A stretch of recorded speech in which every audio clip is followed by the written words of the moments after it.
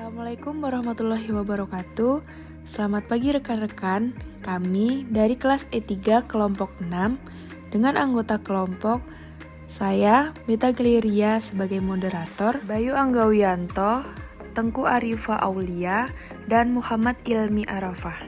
Kali ini kami akan membahas mengenai yang pertama, apa itu filosofi?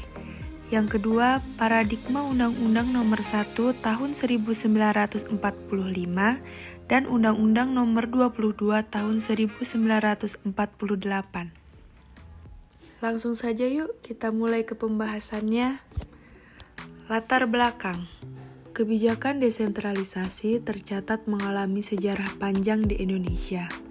Sejak tahun 1903, pemerintah kolonial Belanda mengeluarkan desentralisasi yang menjadi dasar hukum pertama adanya kebijakan desentralisasi di Indonesia. Kemudian, berkembang pemberian kewenangan ini kepada pejabat-pejabat Belanda yang bekerja di Indonesia pada tahun 1922. Pada masa pendudukan Jepang, pemberian kewenangan ini juga diteruskan. Pasca kemerdekaan, pemerintah Republik Indonesia mengeluarkan Undang-Undang Nomor 1 Tahun 1945 tentang pemerintahan daerah. Dalam kewenangan yang didasarkan pada Undang-Undang Nomor 1 Tahun 1945 tersebut, kepala daerah menjalankan dua fungsi sebagai kepala daerah otonom dan wakil pemerintah pusat. Sehingga tahun 1946, kebijakan ini telah menjadi tahun pelaksanaan kebijakan desentralisasi pertama setelah kemerdekaan. Dalam perkembangannya, Undang-Undang Nomor 1 Tahun 1945 diganti dengan Undang-Undang Nomor 22 Tahun 1948 yang menekankan pada demokrasi parlementer.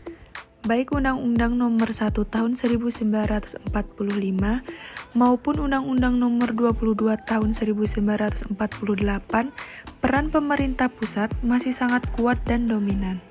Yang selanjutnya adalah rumusan masalah.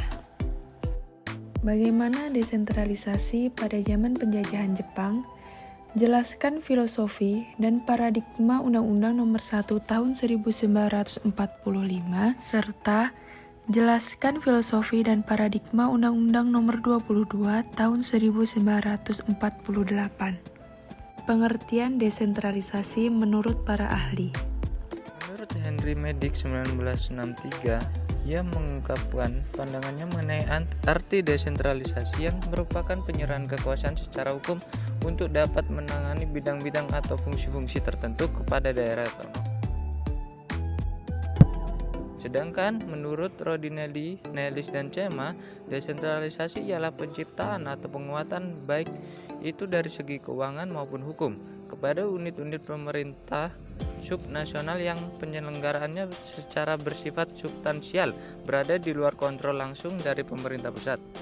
Pengertian dan sejarah perkembangan desentralisasi pada masa penjajahan Jepang. Menurut Rodinelli 1983, baginya, desentralisasi merupakan penyerahan perencanaan, pembuatan keputusan, ataupun kewenangan administratif dari pemerintah pusat kepada suatu organisasi wilayah, satuan administratif daerah, organisasi semi-otonom pemerintah daerah, ataupun organisasi non-pemerintah atau lembaga.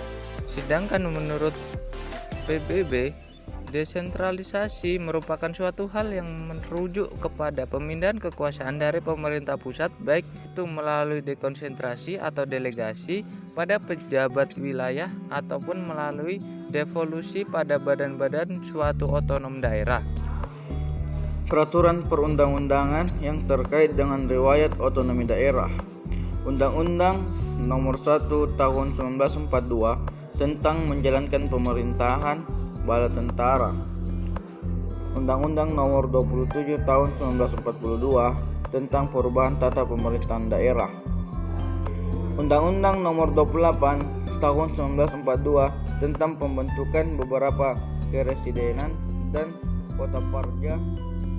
Peraturan yang dikeluarkan Gunseikan Nomor 12 Tahun 1943 tentang pembentukan beberapa ken, kabupaten, dan kota parja. Osamu Seirei Nomor 37 Tahun 1943 tentang pembentukan Dewan-Dewan Perwakilan Rakyat di tingkat keresidenan dan di Jakarta. Filosofi dan paradigma Undang-Undang Nomor 1 Tahun 1945. Undang-Undang Nomor 1 Tahun 1945 tentang Komite Nasional Daerah yang diumumkan berlakunya pada tanggal 23 November 1945. Menurut pasal 1, Komite Nasional Daerah KND diadakan di keresidenan, kota otonom, kabupaten, dan lain-lain. Daerah yang dianggap perlu oleh Menteri Dalam Negeri kecuali di daerah Surakarta dan Yogyakarta. Undang-Undang Nomor 1 Tahun 1945 adalah undang-undang mengenai pemerintahan daerah yang pertama atau merupakan undang-undang desentralisasi yang pertama. Filosofi dan paradigma Undang-Undang Nomor 22 Tahun 1948. Undang-undang ini membahas tentang pemerintahan daerah. Undang-undang ini dijalankan di beberapa daerah secara darurat dan pada waktu itu pemerintah Republik Indonesia sibuk menghadapi pemberontakan PKI di Madiun dan clash dengan Belanda. Setelah agresi militer Belanda, undang-undang itu dilaksanakan di Sumatera Utara dalam masa darurat menjelang pengakuan kedaulatan dengan tindakan-tindakan yang bersifat darurat. Undang-Undang Nomor 22 Tahun 1948 mengatur berbagai hal mengenai penyelenggaraan pemerintah daerah. Misalnya, pembagian negara dalam daerah-daerah yang dapat mengatur dan mengurus rumah tangganya sendiri. Prinsip-prinsip yang penting dalam Undang-Undang Nomor 22 Tahun 1948 mengadakan keseragaman atau uniformitas dalam pemerintahan daerah di seluruh Indonesia. Yang kedua, mengadakan penyederhanaan atau pembatasan tentang banyaknya tingkatan badan-badan pemerintahan daerah. Yang ketiga, sampai maksimum 3 tingkatan yaitu provinsi, kabupaten, kota besar, dan kota kecil atau nama lain. Yang keempat, menghapuskan dualisme di dalam pemerintahan daerah yaitu agar di daerah tidak akan berlangsung terus pemerintahan yang dijalankan oleh pamong praja. Dan yang terakhir, memberikan hak otonomi dan mede diwain seluas-luasnya kepada badan-badan pemerintahan daerah yang disusun secara demokratis. Sekian presentasi dari kelompok kami.